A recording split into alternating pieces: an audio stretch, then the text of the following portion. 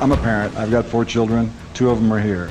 I want them to grow up in a country where they can think what they want to think, be what they want to be, and not what somebody's wife or somebody in government makes them be. I don't want to have that. What can contemporary America learn from the late rock legend Frank Zappa, who famously testified before Congress against record album warning labels in the 1980s? The Parents Music Resource Center wants a labeling system.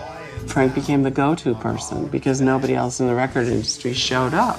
And my name is Bobby Brown. We live in a country where we're supposed to be free. We supposedly have democracy. Here, what do? Sit around and go, He was on a mission, and he was going to accomplish that mission no matter what. As a new documentary about Zappa makes clear, he leaves an ultra-individualist legacy that exemplified freedom of expression, musical innovation, and lifestyle liberation. We were loud, we were coarse, and we were strange. He had so much talent, it defied everything. By the time he died of prostate cancer in 1993 at the age of 52, Zappa had spent time in jail for making an obscene recording at the behest of undercover cops, released 60 albums in every genre imaginable, and offended the sensibilities of virtually every American. Watch out where the Huskies go, don't you eat that yellow snow. I think he matters now because he was very far ahead of his time in terms of dealing with where government was going, rise of far-right nationalism.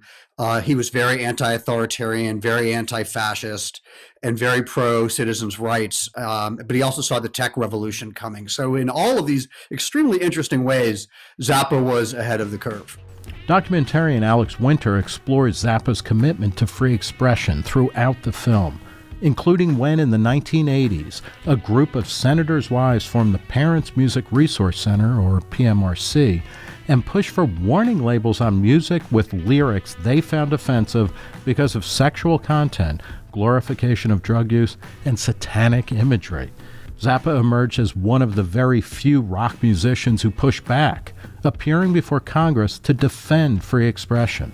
Zappa's testimony is really, really impressive. Like, it's basically a 6-page manifesto about the importance of the Constitution. The PMRC proposal is an ill-conceived piece of nonsense which fails to deliver any real benefits to children, infringes the civil liberties of people who are not children, and promises to keep the courts busy for years dealing with the interpretational and enforcemental problems inherent in the proposal's design.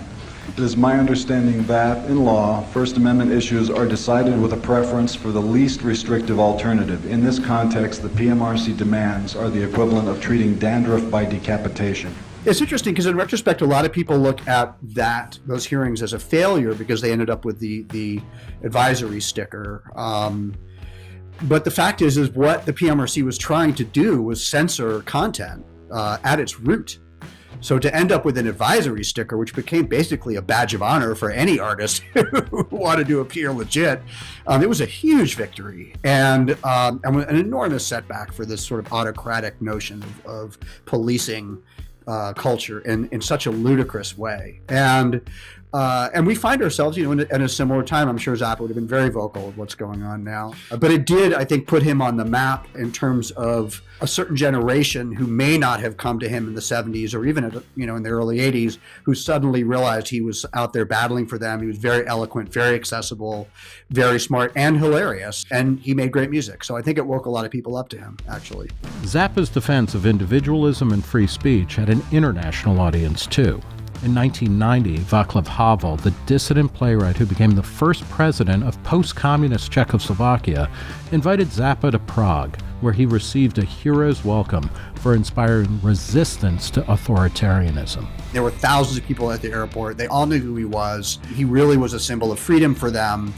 And he was very much a symbol of the Western menace for the police state, during the communist era, which helped him a lot at this time. So, but I think that it was genuine. I don't think that, like a lot of rock and roll artists at that time, they would just spout sort of these kind of bullshit cliches about peace or about freedom. and they wouldn't really live it, and they didn't really mean it. They didn't really know anything about these things. They really were just capitalists who were trying to get more kids to buy their records. Zappa really did. I mean, his album, the lyrics, and he put his money where his mouth was, and I think that spoke to people as well. To Winter, Zappa's appeal to Americans was similar to his appeal for people living under communism. In societies that emphasize conformity and decorum, he unapologetically blazed his own path. He didn't really fit into any particular political bucket, and a lot of people claimed him.